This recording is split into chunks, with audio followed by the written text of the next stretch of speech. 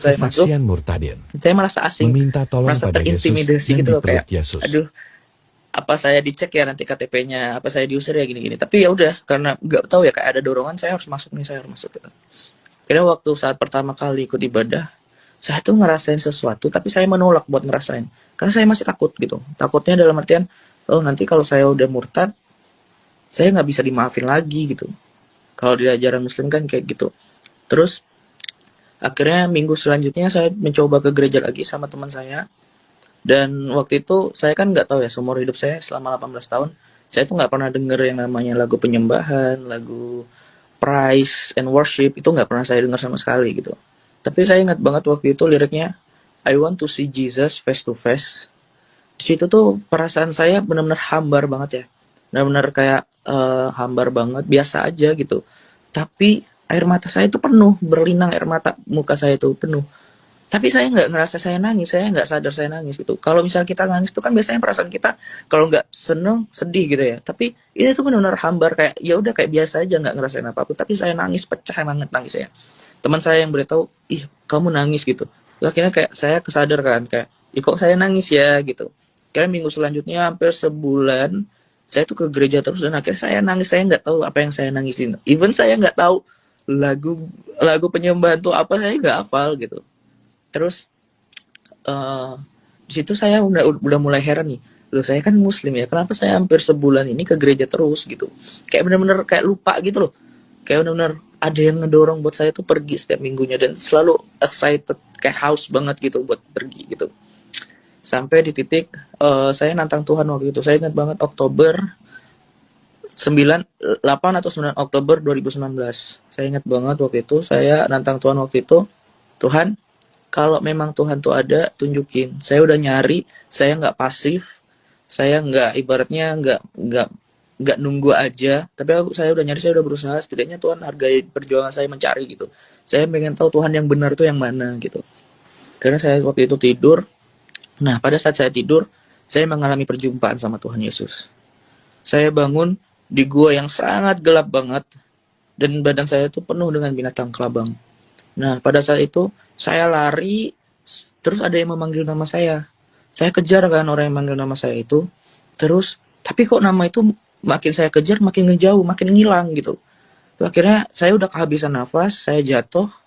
Kelabang udah naik setengah tubuh saya tuh. Itu saya ngerasain gimana rasanya digigit kelabang tuh real banget. Saya nangis, saya udah pasrah, oh saya bakal mati, saya bakal mati. Kelabang udah mau naik hampir ke leher saya, setengah, hampir di sini, di leher saya. Terus saya nggak tahu kenapa saya ngomong kayak gini, saya bilang, pelan tapi samar, saya bilang, Tuhan Yesus tolong gitu. Tiba-tiba ada cahaya yang terang banget, semua kelabang lari, dan rasa sakit yang saya rasakan dari gigitan kelabang itu hilang, rasa rapuh, rasa rasa kesendirian, rasa kesedihan, semua tuh kayak ada yang menyelimutinya gitu loh, kayak saya tuh susah mendeskripsikan apa yang saya rasakan kemarin, cuman kayak itu yang selama seumur hidup saya cari, itu yang saya cari itu. Kehangatan, rasa sayang, kasih, cinta, damai, semua itu mencampur menjadi satu yang kayak, wow, aku nggak mau lepas nih dari rasa ini gitu. Nah terus keluar sesosok cahaya yang terang banget. Dia dudukin saya, dia meluk saya, dan itu kayak pelukan yang sangat-sangat membuat saya kayak, aku nggak bisa jelasin perasaannya seperti apa gitu. Terus saya nangis, di situ nangis saja, nggak tahu mau ngapain nangis. Terus dia bilang, kamu udah di jalan yang benar. Terus dia ngusap pipi saya kayak gini, dan saya ngelihat di tangan dia tuh ada lubang. Dan di situ saya tahu dia tuh Tuhan Yesus gitu.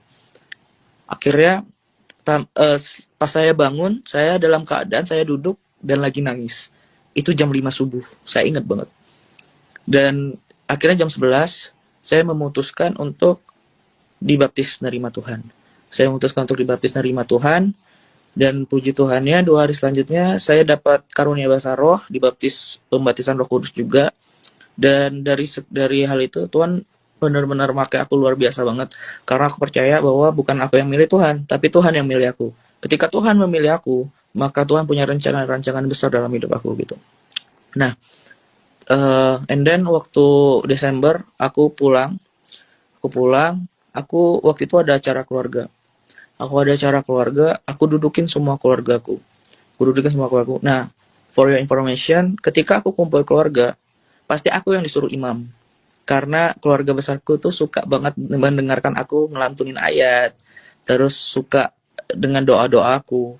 Jadi mereka selalu nyuruh aku imam. Nah, pada saat itu mereka nyuruh aku imam. Nah, terus akhirnya aku dudukin mereka semua, dan di situ ada semua keluarga besar aku, ada om aku, ada kakek aku, ini aku semuanya. Terus aku bilang sama mereka, mami, papi, semuanya, aku sekarang mau beritahu bahwa aku sekarang udah nerima Tuhan Yesus sebagai Tuhan dan Juru Selamat.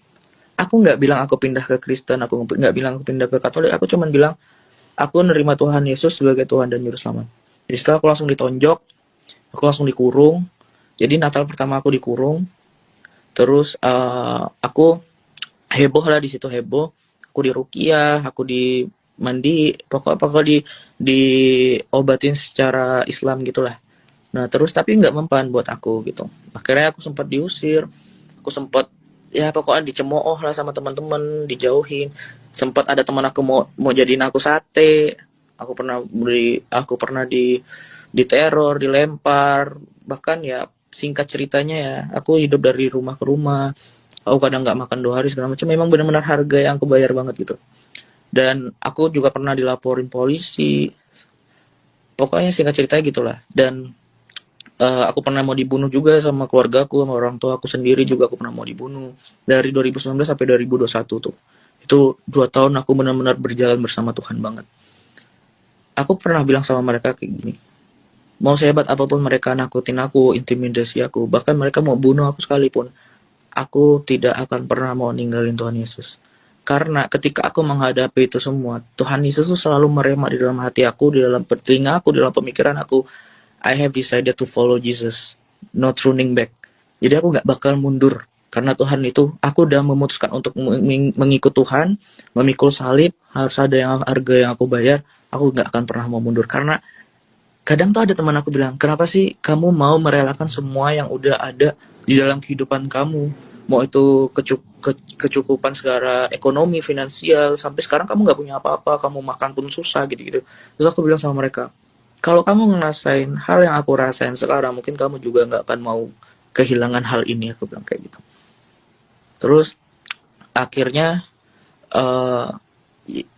saya melewati banyak hal, dan puji Tuhannya juga Tuhan make aku luar biasa banget. Jadi selama perjalanan dari 2019 sampai 2021 itu ada sekitar 6 ustadz kali ya yang mencoba untuk berdebat sama saya. Tapi ya balik lagi, puji Tuhannya aku yang ibaratnya baru mengenal Tuhan Yesus, baru bertobat, tapi Tuhan bisa benar-benar mengurapi diri aku, mengurapi lidah aku untuk menjawab semua pertanyaan mereka.